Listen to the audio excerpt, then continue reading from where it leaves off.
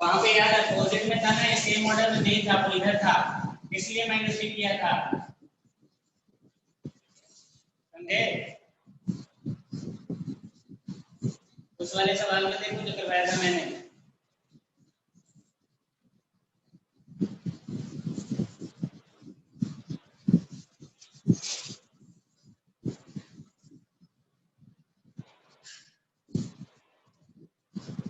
अरे भाई तो सेम मॉडल में नहीं था ना, डी अगर इस तरह से होता तब प्लस डी लिखता ना, डी ऐसे था, उल्टा था, सेम मॉडल में नहीं था, एक वेक्टर अपोजिट था, इसलिए मुझे माइनस डी लिखना पड़ा।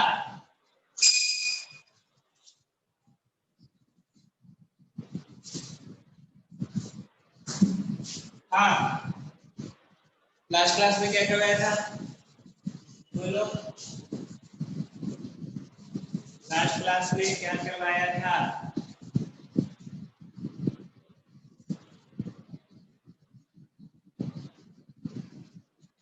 पैरेललोग्राम लॉ ऑफ एडिशन शायद ही करवाया था, जहां तक मुझे याद है ना?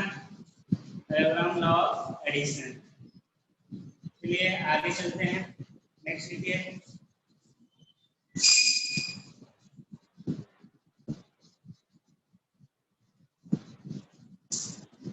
Subtraction of vector,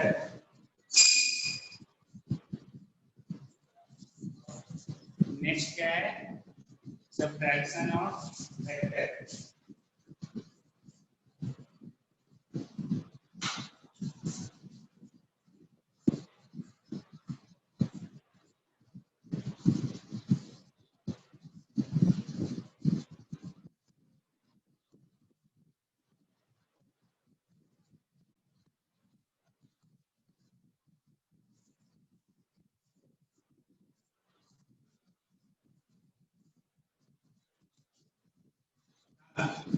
subtraction of vector, next देखिए subtraction of vector. Subtraction of vector different नहीं है, एडिशन सबट्रैक्शन में बहुत ज्यादा डिफरेंस नहीं होता है ना? मान लीजिए दो वेक्टर है,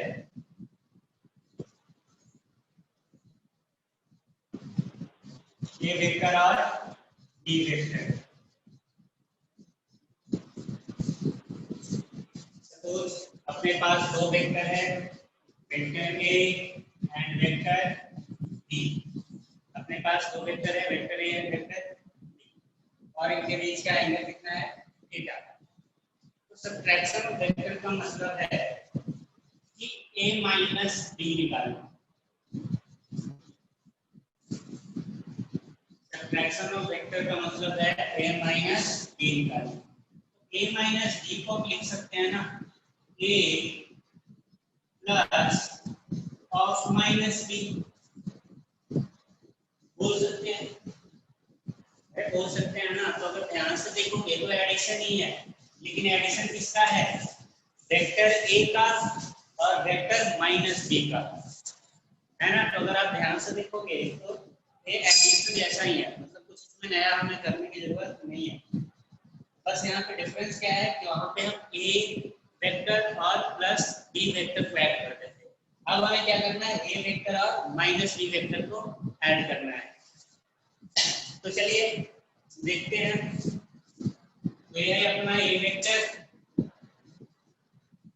है ना, और ये है बी वेक्टर, सही है ना? अब मुझे क्या करना है? मुझे रिजल्टेंट निकालना है, जो कि क्या होना चाहिए? ए माइनस बी,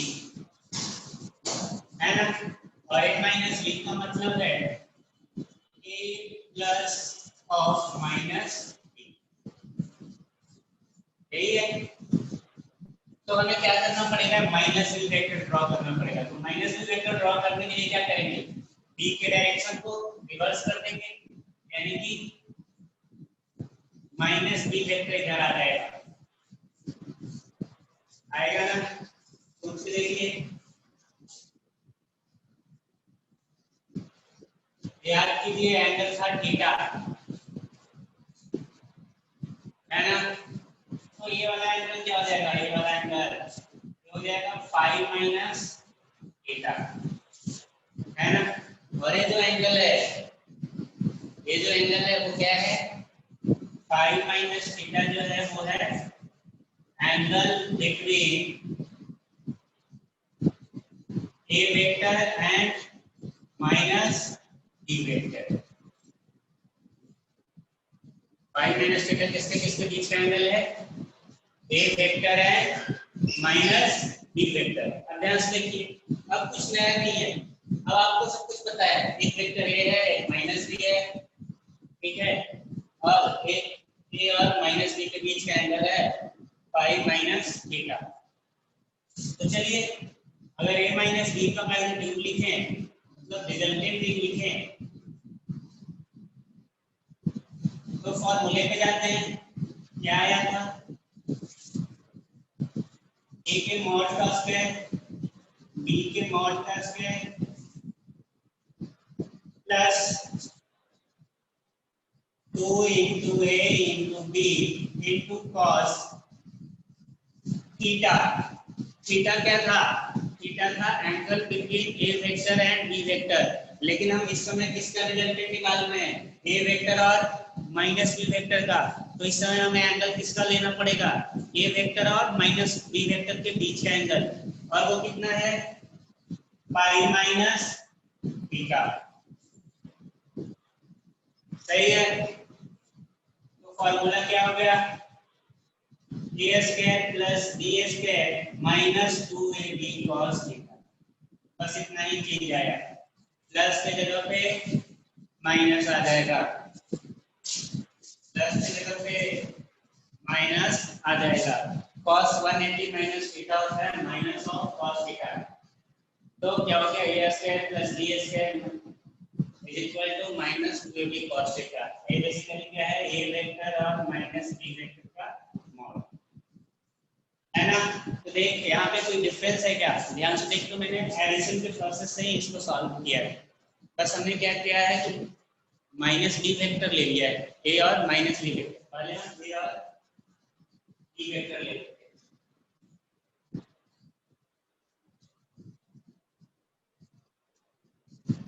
यानी कि रिजल्टेंट आएगा, रिजल्टेंट कौन सा आएगा, ए आएगा रिजल्टेंट, ए आर वेक्टर, और आर वेक्टर कौन सा है भाई, a vector minus B vector.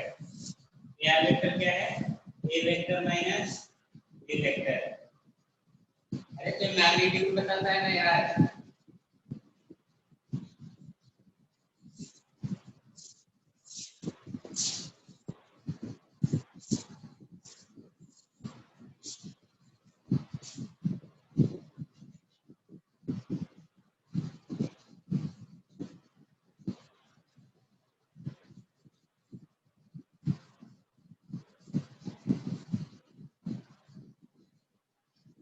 और अगर ध्यान से देखेंगे तो एक थीटा है तो एक थीटा हो जाएगा, tan अल्फा वाला फॉर्मूला अगर लिखेंगे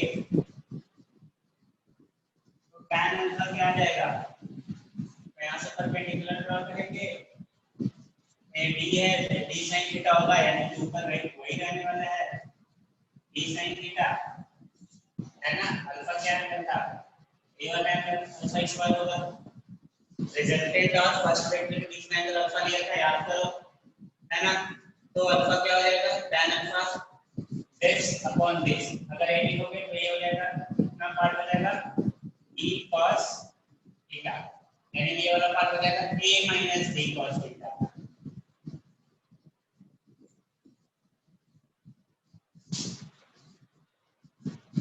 समझ गए, वहां प्लस आता था, यहाँ माइनस आएगा।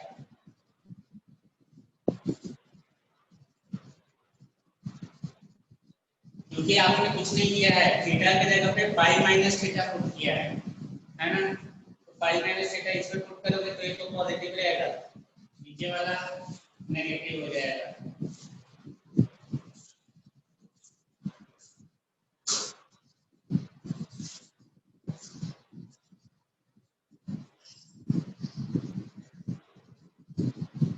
क्लियर है, छपाई कर लो फटाफट।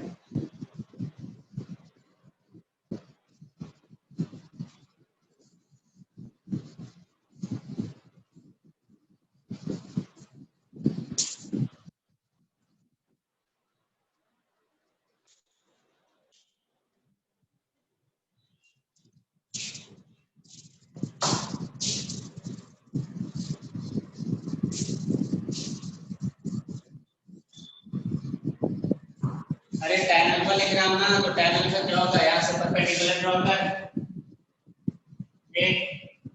tan अल्फा लिखेंगे तो हो जाएगा p अपॉन b, ये परपेंडिकुलर क्या होगा, तो एक थीटा एंगल है वर्टिकल अपोजिट, तो इसका हो जाएगा ये वाला b sin थीटा और ये वाला हो जाएगा b cos थीटा, और ये वाला पार्ट बच जाएगा a minus b cos theta, बचेगा ना, और ये है b sin थीटा, तो tan अल्फा लिखोगे तो p अपॉन b यही आएगा ना, इतना नहीं करना है, तो सीधे एंगल ही चेंज हुआ है ना, तो पहले वाले फॉर्मूले में थीटा को रिप्लेस कर दो पाई माइनस थीटा से, तो सही करना है तो आपको मिल जाएगा।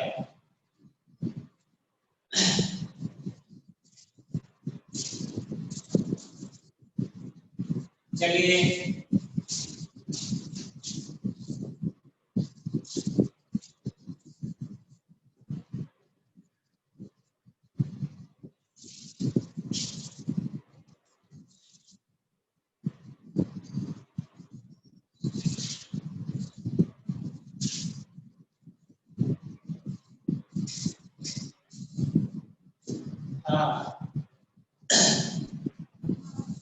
आगे चलते हैं, सवाल देखो एक जो छोटा मोटा सवाल है ना, मान लो दो वेक्टर है ना, ये एक वेक्टर जिसका बी वेक्टर 3 मीटर, एंगल बन रहा है 60 डिग्री है ना, a माइनस बी बताइए,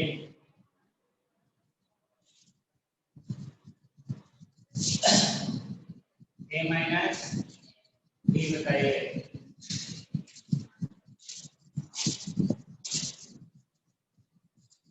फटाफट।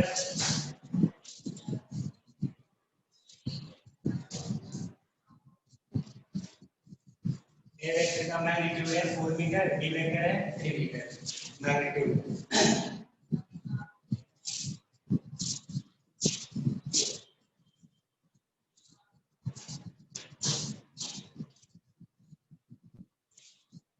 समझे, तो ए माइनस बी वेक्टर आपको बताना है।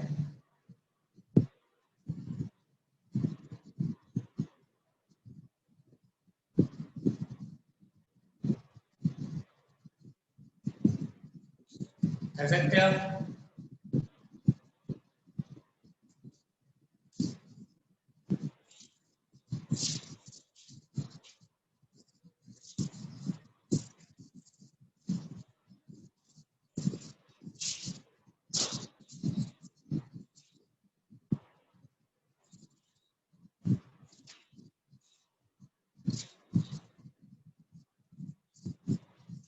फॉर्मूला सीधे यूज करो, क्या था, माइनस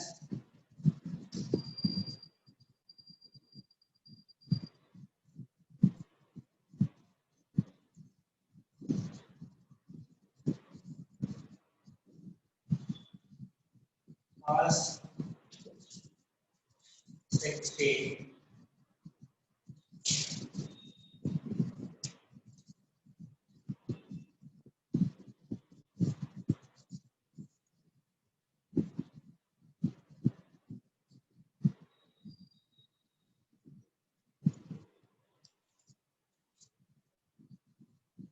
है ना,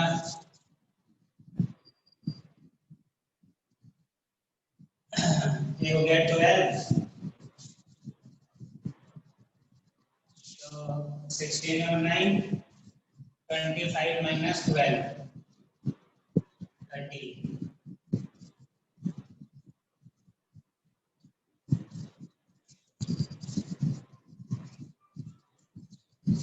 है ना। नेक्स्ट लिखिए, एक और सवाल लिखिए,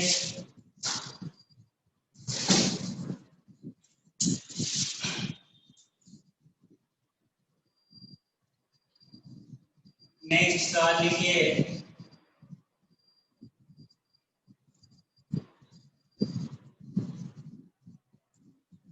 if mod of a minus b, if mod of a minus b is equal to mod of A plus B. If mod of A minus B is equal to mod of A plus B, then find angle between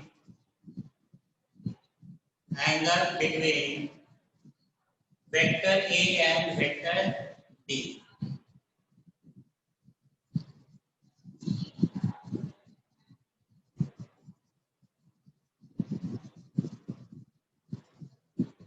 Vector A and vector B.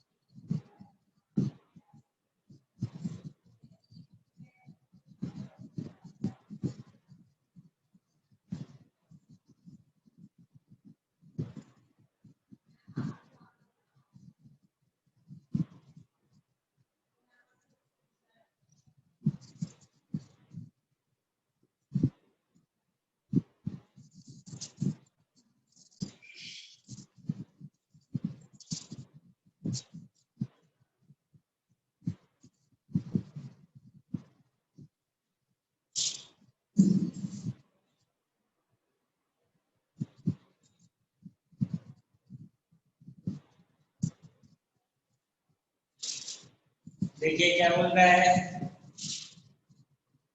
mod of M minus B vector is equal to mod of A plus B vector. तो क्या हो जाएगा,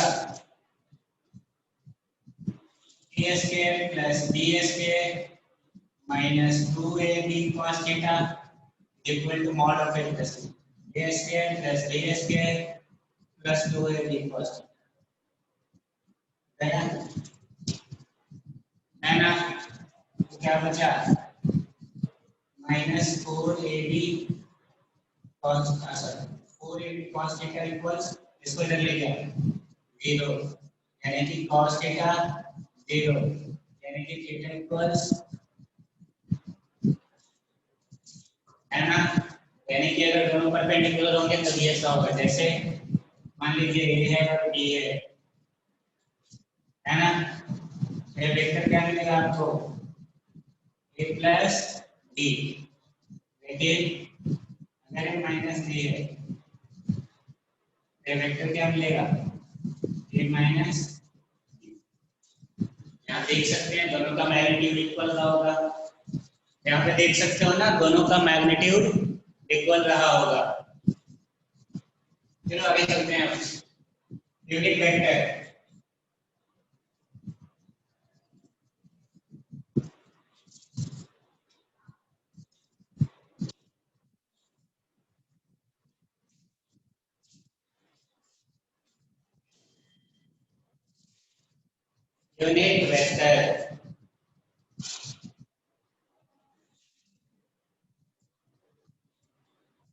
unit vector, unit मतलब होता है 1, है ना।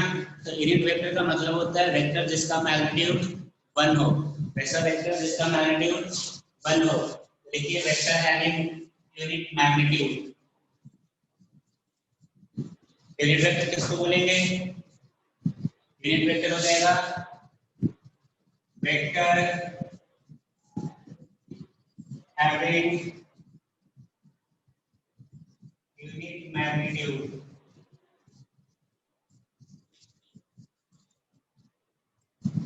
Vector having unit magnitude. तो भाई यूनिट वेक्टर का काम क्या है, क्यों हम यूनिट वेक्टर पढ़ रहे हैं। हमें पता है कि जितने भी वेक्टर होंगे यूनिट वेक्टर कोई भी हो सकता है, लेकिन कंडीशन यह है कि उसका मैग्नीट्यूड जो हो वो 1 हो, वो यूनिट हो। तो बेसिकली इसका काम है डायरेक्शन बताना। तो इसका काम क्या है, डायरेक्शन बताना। तो used to represent direction of a vector. तो बेसिकली इसका काम क्या है, वेक्टर का डायरेक्शन बताना है ना। मान लीजिए ये है वेक्टर ए है ना, यूनिट वेक्टर ऑफ ए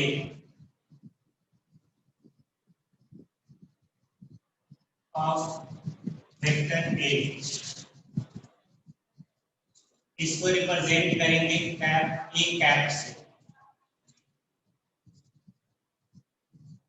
और यूनिट वेक्टर कैसे मिलेगा, तो वेक्टर में उसके मैग्नीट्यूड से डिवाइड कर दो, तो क्या बन जाएगा यूनिट वेक्टर है ना। तो किसी भी वेक्टर का अगर यूनिट वेक्टर आपको लिखना है तो उस वेक्टर में उसके मैग्नीट्यूड से आप डिवाइड कर दीजिए, तो आपको क्या मिल जाएगा यूनिट वेक्टर, यानी कि वेक्टर ए का जो यूनिट वेक्टर है वो क्या है ए अपॉन मॉड ऑफ ए। ये बेसिकली डायरेक्शन बताता है, सर क्या बताता है डायरेक्शन है ना। और एक चीज और है, तो देखो तो ये है vector A upon vector A, यानी कि ये डायमेंशनलेस हो जाएगा है ना, तो है डायमेंशनलेस क्वांटिटी,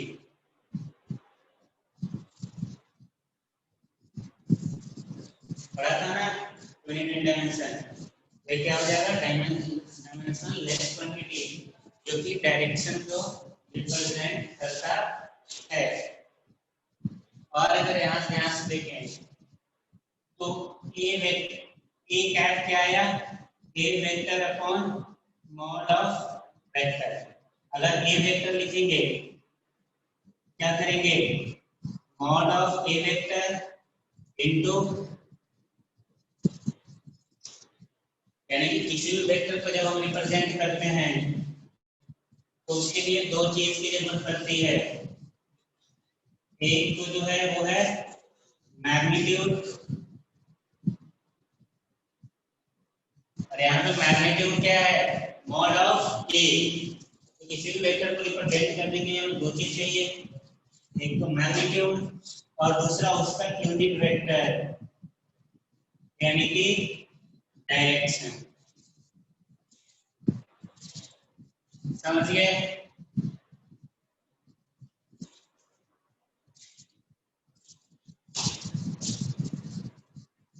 है ना।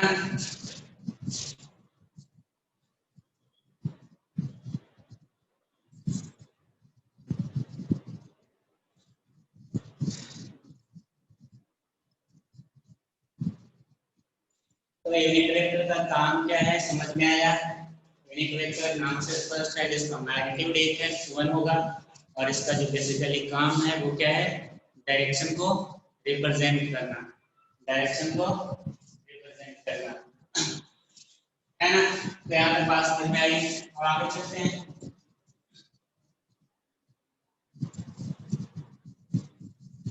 अब कोऑर्डिनेट सिस्टम में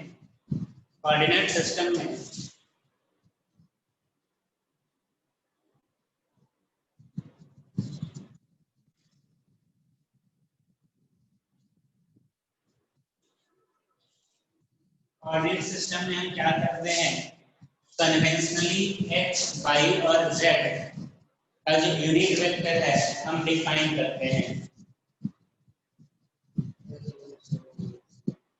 है ना। तो देख लीजिए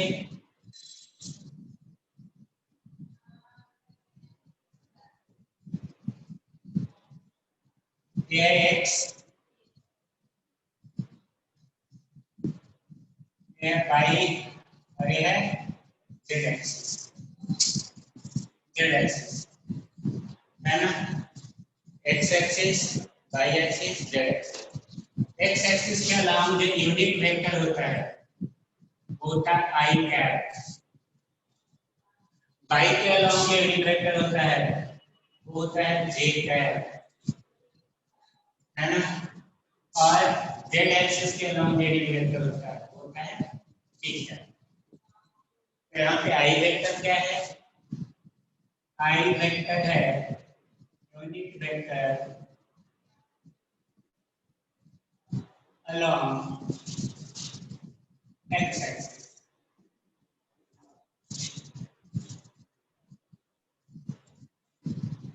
ये वेक्टर क्या हो जाएगा भाई, बाई एक्सिस, सही है। और ये वेक्टर क्या हो जाएगा, के कैप क्या हो जाएगा, जेड,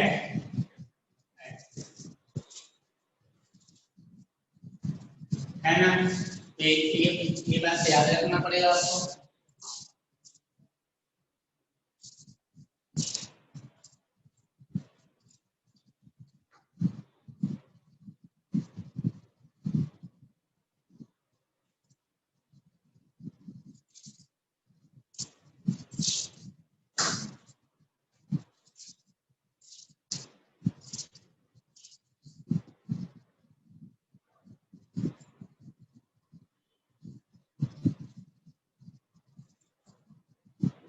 सही है।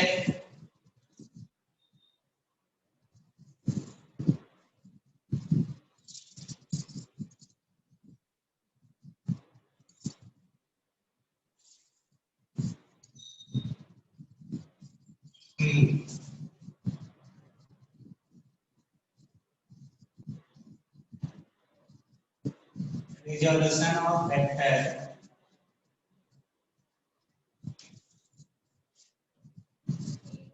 resolution of vector, resolution of vector क्या है, वेक्टर को कंपोनेंट्स के फॉर्म में ब्रेक करना, है ना।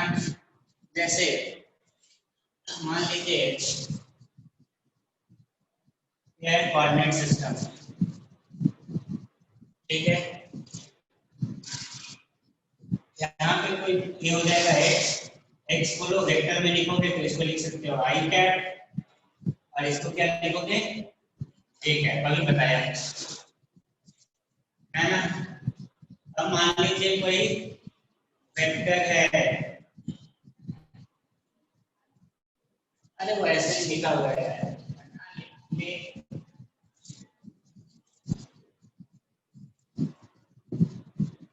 मान लो कोई वेक्टर है ना, और ये वेक्टर क्या है आर, आर वेक्टर, और ये एंगल बना रहा है थीटा, देन एक्स एक्सिस, है ना। तो ये जो आर वेक्टर है इसको हम रिजॉल्व कर सकते हैं, इस वेक्टर को हम रिजॉल्व कर सकते हैं दो कंपोनेंट्स में। मतलब इसका जो इफेक्ट होगा, इसका कुछ इफेक्ट एक्स के अलोंग भी आएगा, कुछ इफेक्ट वाई के अलोंग भी आएगा,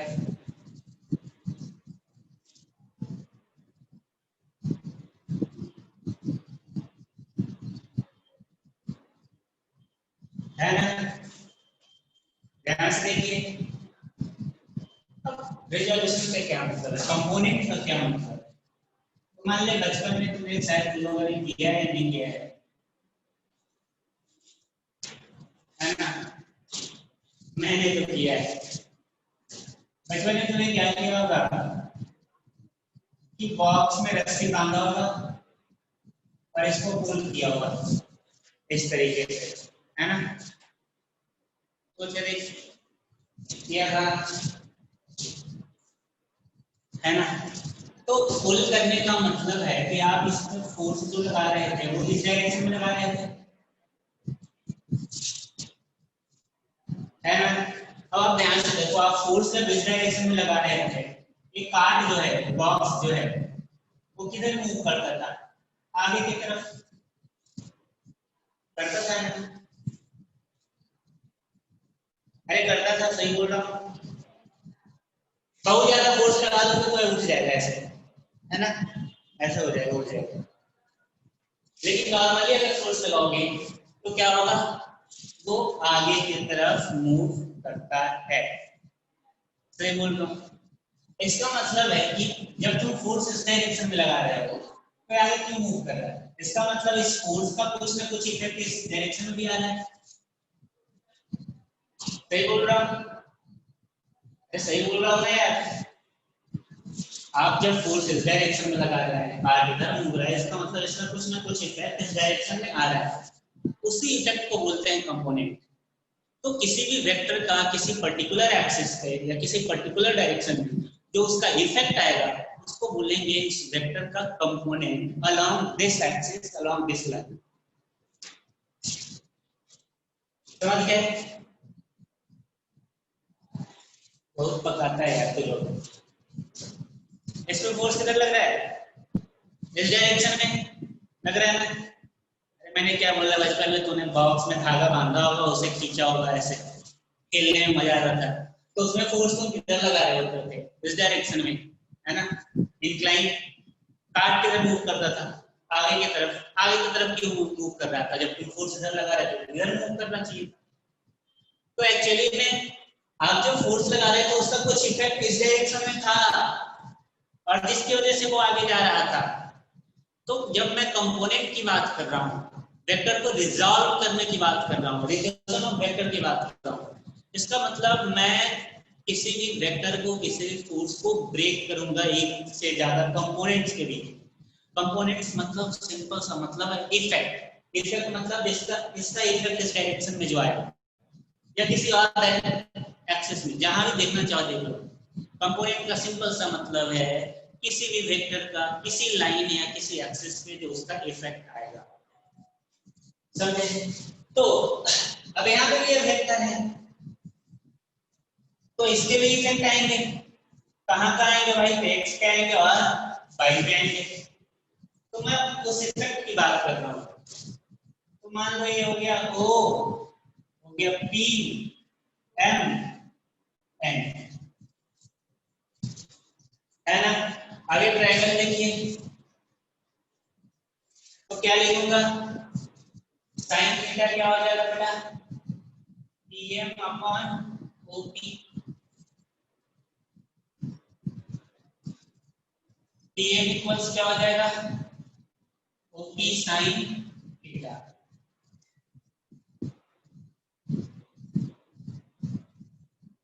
है ना? और OP क्या है भाई? तो OP ध्यान से देख, मॉड ऑफ OP, OP का जो लेंथ है वो आर वेक्टर का मैग्नीट्यूड ही होगा ना। बोल यार, है ना? तो बेसिकली क्या हो जाएगा? Are sine theta. और इसको बोल सकता हूँ, ये आएगा, मैंने पीएम बोलूं या ओएम बोलूं, एक ही बात है ना? तो यानी कि आर साइन थीटा क्या है? आर का बाई कंपोनेंट। आर बाई क्या है? Component. Component effect of R along by axis। बोलिए, कहीं कुछ गलत बोल रहा हूं? नहीं। इसी तरह से अगर आप cos थीटा लेंगे, cos थीटा तो हो जाएगा base OM upon OP, OM हो जाएगा OP cos थीटा, और बोले तो R cos थीटा, और ये क्या कहलाएगा? RX। RX क्या है?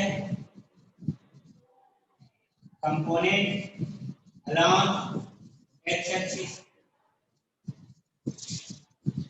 है ना? इसका मतलब मैं इस वेक्टर को ब्रेक कर सकता हूं ये RX वेक्टर पे और RY वेक्टर में। मतलब इसका इफेक्ट x में A है, R cos थीटा, और y में इफेक्ट है R sin थीटा। इसी को बोलते हैं रिजोल्यूशन ऑफ वेक्टर। क्लियर है ना? नॉर्मल से याद रखना है, कुछ नहीं करना है। कोई भी वेक्टर हो, है ना? कोई भी वेक्टर हो, जैसे मान लो ये 10 न्यूटन है और ये 60 डिग्री है एक्स बाई। आपसे पूछा कि इस फोर्स का एक्स के अलांग और वाई के अलांग कंपोनेंट बताओ। एक्स और वाई के अलांग कंपोनेंट बताओ। सब पूछा आपसे बोला है, नहीं बता दोगे? बता दोगे ना भाई? तो इसका कंपोनेंट इधर आएगा, ये इधर आएगा, ये इधर हो जाएगा आर कॉस थीटा। और आर कॉस थीटा बोले तो 10 कॉस 60 यानी 5 न्यूटन। और आर वाई वाला पूछेगा तो क्या हो जाएगा 10 sin थीटा 5√3 है ना। एक्स कंपोनेंट आया 5, वाई कंपोनेंट आया 5√3। नॉर्मल सा है, कुछ नहीं करना है।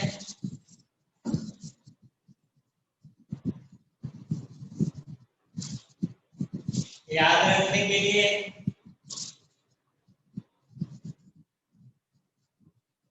20 न्यूटन 37 डिग्री बाई एक्स।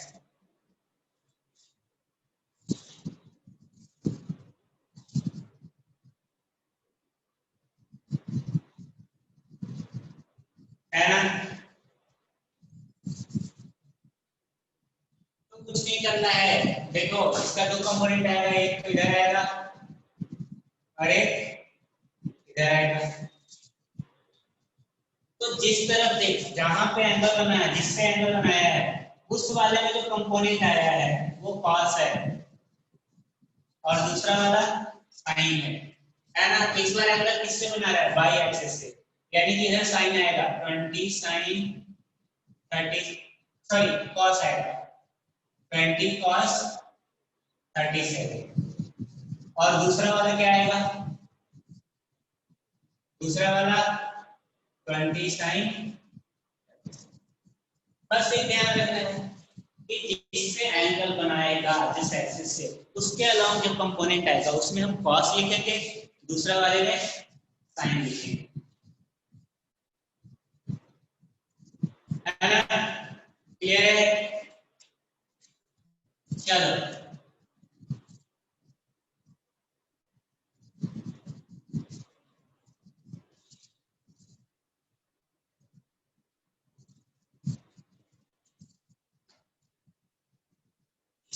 कर लोगे ना? बोलो बेटा 30 डिग्री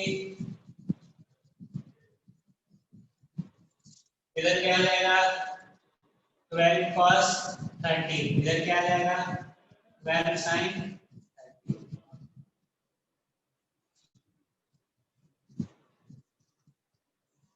क्लियर है? अब आते हैं, अभी हमने रिजॉल्व किया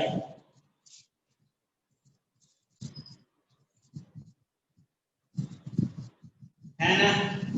अगर रिजॉल्व किया थोड़ा आगे देखते हैं।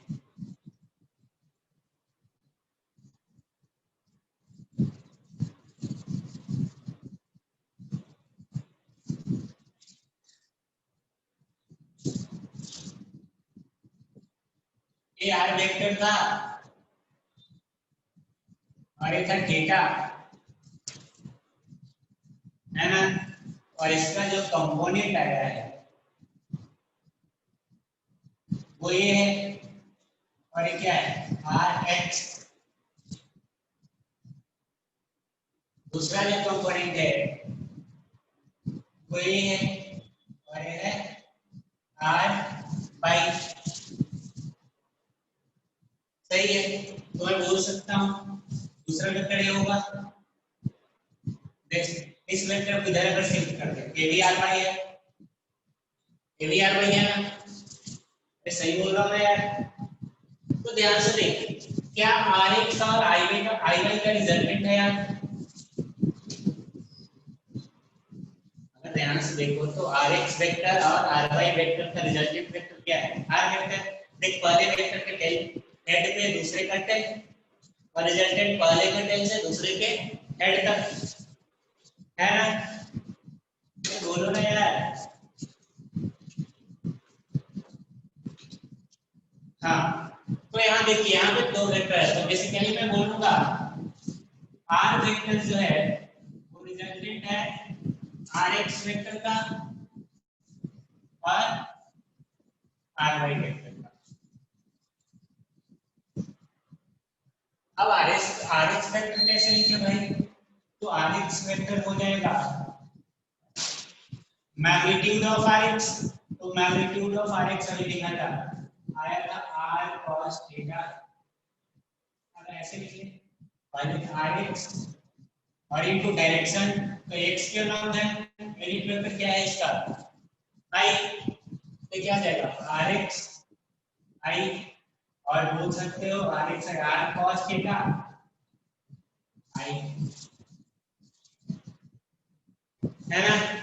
और इस तरह से अगर आर वाई लिखना चाहें, आर वाई वेक्टर, तो हो जाएगा आर वाई और इनटू किसके लंब है जे के लंब, तो यूनिट वेक्टर क्या आएगा। अरे ये बताया था ना बेटा कि किसी वेक्टर को हम लिख सकते हैं magnitude of that vector into unit vector, लिख सकते हैं ना, तो वही कर रहा हूं मैं, आर बाई वेक्टर लिख रहा हूं, तो इसका मैग्नीट्यूड आर बाई और इनटू इसका जो डायरेक्शन है जे, है ना।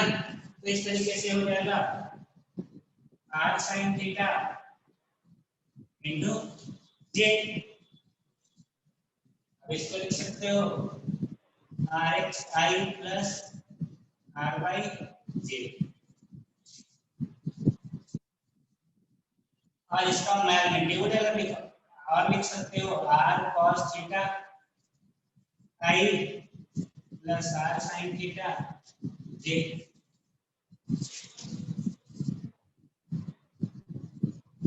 है ना। इसका मैग्नीट्यूड लिखोगे तो क्या हो जाएगा, इसका मैग्नीट्यूड क्या है बेटा इन दोनों का, देख राइट एंगल ट्रायंगल है, तो आर एक्स का स्क्वायर प्लस आर वाई का स्क्वायर, इसका मतलब हो जाएगा R cos square theta plus sine square theta, यानी कि आर इक्वल्स क्या है आर एक्स का स्क्वायर प्लस आर वाई का स्क्वायर,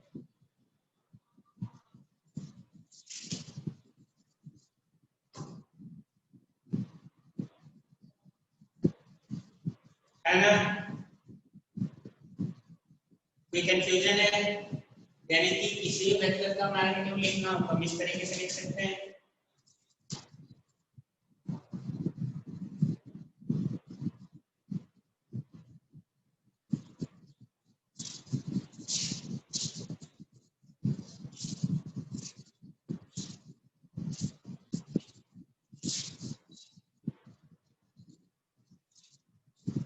मान लीजिए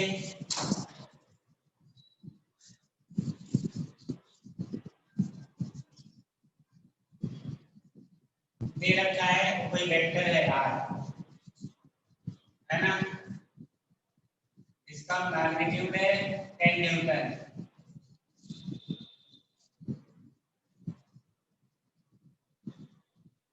इसको वेक्टर फॉर्म में लिखो, आर वेक्टर क्या होगा, आर वेक्टर आपको लिखना है,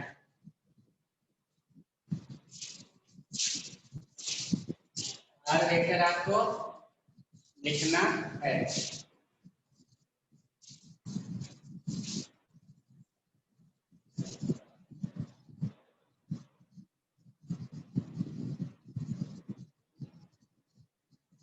तो क्या लिखेंगे इसका, ये क्या हो जाएगा 10 cos 37 अरे क्या हो जाएगा 10 sin 37, यानी कि आर वेक्टर जो होगा वो क्या आएगा 10 cos 37 i plus 10 sin 37, cos 37 होता है 4/5, यानी कि आएगा 8i प्लस 6j। ये एक्चुअली में वेक्टर फॉर्म है इस वेक्टर का। इसका मैग्नीट्यूड निकाल के देखो, मैग्नीट्यूड क्या हो जाएगा, वही आएगा ना 8 स्क्वायर प्लस 6 स्क्वायर 10।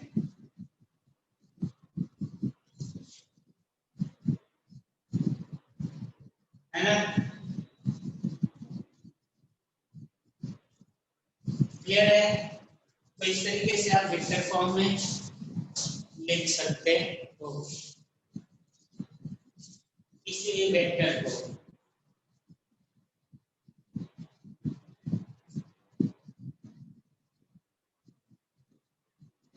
समझे?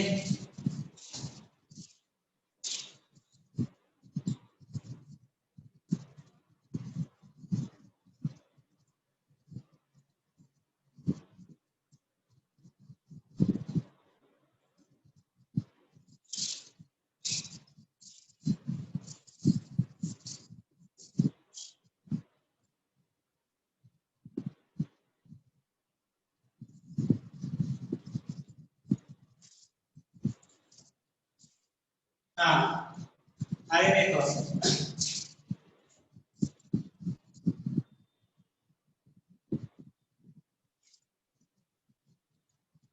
अभी बेटा अगर आई है तो इधर वाला जो होगा वो माइनस आई होगा, है ना। अगर ऊपर जे है तो नीचे क्या होगा, माइनस ऑफ जे। तो मान लीजिए दो वेक्टर है आपके पास, 10 न्यूटन 53 डिग्री, और एक वेक्टर है इधर 12 न्यूटन 60 डिग्री।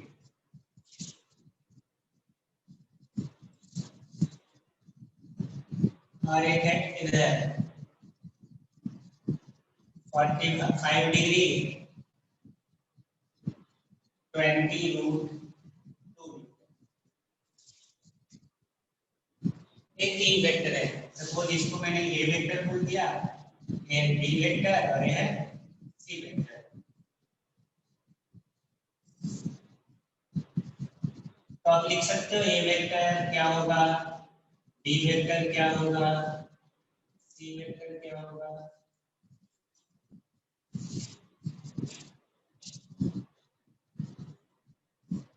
लिख सकते हो क्या,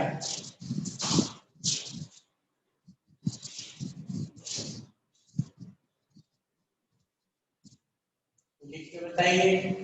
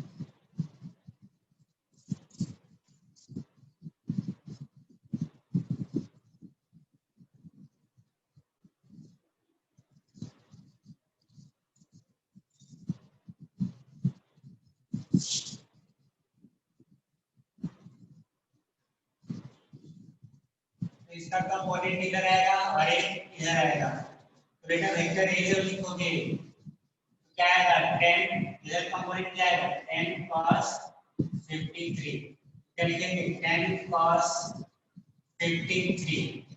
अब डायरेक्शन लिखेंगे, तो इसका वेक्टर का डायरेक्शन इधर नीचे की तरफ आ रहा है ना, तो क्या लिखेंगे माइनस ऑफ आई कैप। इसका डायरेक्शन पीछे की तरफ आ रहा है, ये वेक्टर का देख, तो इसका एक कंपोनेंट इधर आएगा एक कंपोनेंट इधर आएगा, अरे क्या माइनस आई, इसका जो मैग्नीट्यूड होगा वो हो जाएगा 10 cos 53 माइनस आई कैप प्लस दूसरा वाला, दूसरे वाले का आएगा 10 sin 53 और एक इधर है जे क्या नाम समझ गए? अरे समझ गए क्या? यानी कि minus of 6i plus of 8j ये आ गया वेक्टर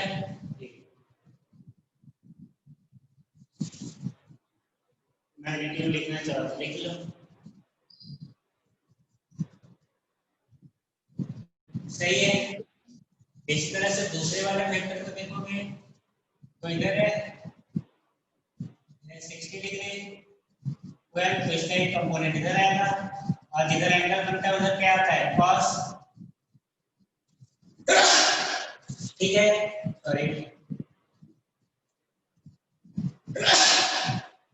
अरे cos 53 क्या होता है 3/5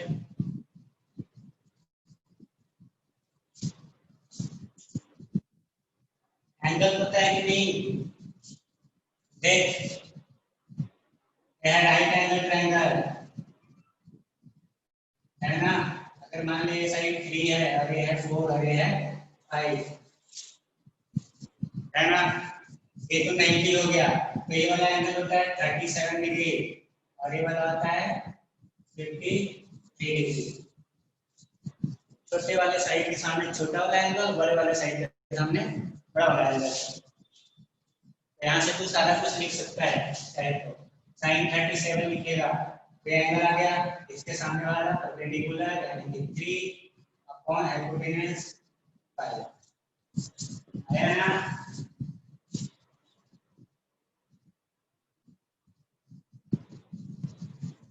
सही है। तो इस तरह से सारा कुछ लिख सकते हो वो एक ट्रायंगल याद रखना है इसको है ना।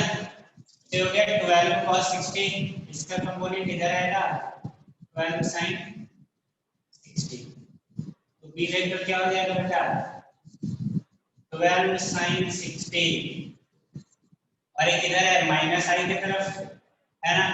यहाँ क्या आएगा माइनस ऑफ आई प्लस दूसरा क्या है 12 cos 60 और एक इधर है माइनस ऑफ जे की तरफ तो क्या आएगा माइनस ऑफ जे। तो 12 sin 60 लिखेंगे तो आएगा 6√3i minus plus 6 minus 6j। देख यहाँ दोनों माइनस आया मतलब थर्ड क्वाड्रेंट में x माइनस बाई प्लस मतलब सेकंड क्वाड्रेंट ये तो पता कर लोगे ना समझे। तो इस तरह से लिखते हैं। आज का क्लास इतना ही बाकी अगले क्लास में देखते हैं। Thank you.